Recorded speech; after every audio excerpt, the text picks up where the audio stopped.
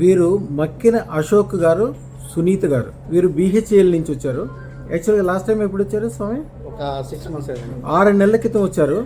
అప్పుడు వీరు బిల్డర్ అనమాట. బిల్డర్ అయితే చాలా అప్పులు ఉండటము, బంగారాలు మొత్తం తాకట్లో ఉండటము, చాలా రకాల ఇలా ఇబ్బందుల్లో ఉండటం వలన వచ్చారు.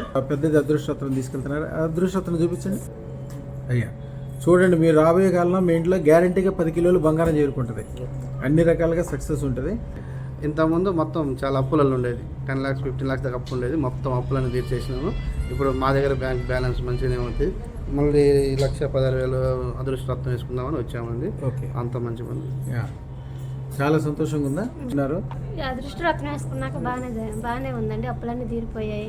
గోల్డ్ కొన్నాం, పిల్లల పేరును బ్యాంకులో వేసాము. పిల్లలకి బ్యాంక్ డిపాజిట్ చేశారు. అమ్మ, మీరు ఇప్పుడు చెప్పే 4-5 విషయాలు కొద్ది విషయాలమ్మా. ఇట్లాంటి ప్రతిరోజు జరుగుద్ది లైఫ్లో. ఇక్కడి నుంచి మీకు మట్టి పట్టుకుంటే బంగారం అవుతుంది.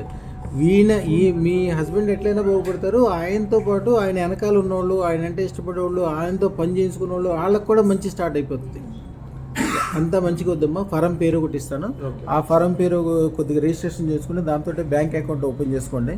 ఇది చూడండి, చెయ్యలేనంత వ్యాపారం, దాచుకోలేని డబ్బులు చేరుకుంటాయి. మీకు తెలుసు అదృష్టం గురించి ఏం చెప్పక్కర్లేదు, ఎందుకంటే మీరు ఆల్రెడీ అనుభవించున్నారు. ఇక అంత అద్భుతంగా అయిపోతుంది స్వామి. శుభం బియాత్, శుభం బియాత్, శుభం బియాత్.